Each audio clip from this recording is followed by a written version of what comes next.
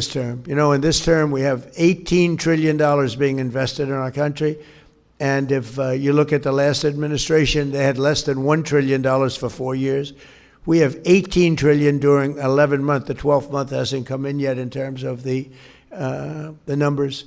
But in 11 months, $18 trillion investments. We have auto plants being built all over the country, AI plants we're doing, and we're leading China in AI. And I'm going to go see President Xi in 2 weeks. I look forward to that, but I'll say I'm leading. We have very friendly competition. But it'll be a very important trip. I said, all right, it's my 5th favorite word.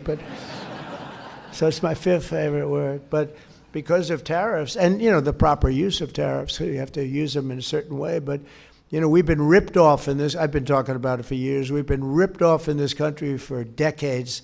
We lost our car industry. Think of it. There's a person here making utensils, beautiful forks and knives and things. Where is that person? Who's around here? So, and he was telling me, he said, China's coming in and they're ripping us. And we have a tariff. It's 25%, but it's not enough because, you know, they have certain advantages that you're not going to have. But the advantage you have is you have a higher quality product. And I'm going to be able to take care of that very easily, you know, just by putting it up. You'll be treated fairly. It's just really tough. And it's amazing you've done as well as you've done. But you did that because of the quality of your product. We have such quality. North Carolina, if you take a look, I'm going to put tremendous tariffs on. That process has already started. It takes me longer now because of the Supreme Court decision. I have to go through a process. It's ridiculous.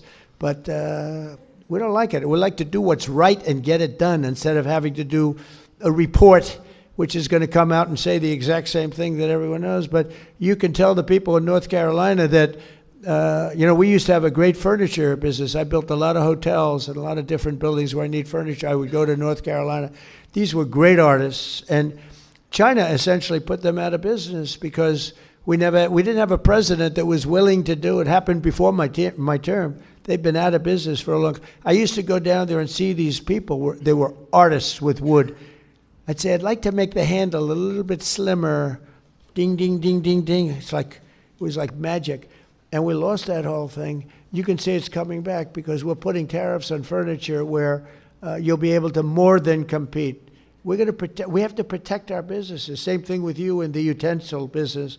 Your stuff is so beautiful, but it's very tough when you're competing against something that is cheap and, you know, because of the lack of protection that you've been given, it just puts you out of business. So you actually said thank you for the tariffs, but the tariffs really aren't high enough, in my opinion, in that particular thing. But with the furniture, we're going to bring all the furniture back to North Carolina, and you're going to see it'll be as robust as it was 25, 30 years ago. The greatest furniture people in the world. And they got stolen. They really didn't take them. They found people in China that could do it, and all those people got put out of jobs. And their kids have that same ability. And you watch what happens, how good it is in North Carolina, because I've had to go through a process to get that approved.